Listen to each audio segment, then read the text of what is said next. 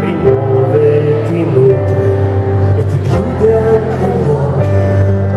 L'amore non porta a avere da fare, schivando i pensieri che remano contro. L'amore non porta un linguaggio a sé stante, i nomi abbreviati diventano i nostri. L'amore ti annaffia e ti annuffia le guance, ti mette le ali e vai su,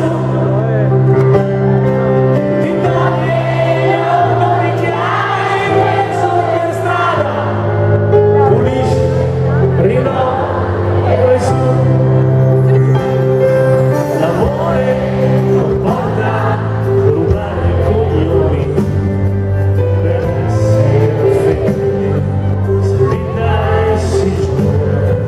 L'amore non porta a bruciare le tappe, il distacco dal resto è così naturale. L'amore non porta a riempire valigie, partire, stupire e subire,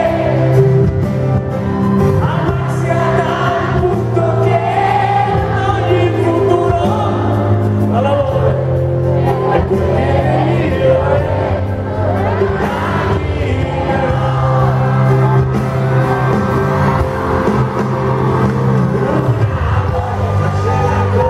formare ambizioni, cambiare il mondo, non degenerare, rassicurare, tende a ribaltare un amore, soffrire paura, ti fa rinunciare, nonostante tutto ti salva l'amore,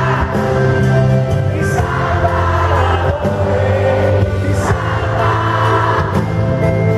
più ne produci più salva l'amore,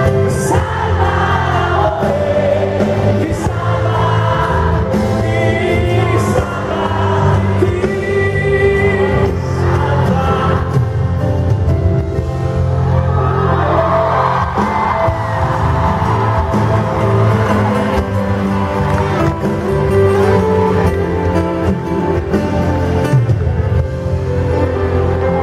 Perché l'amore è quel che è migliore, dove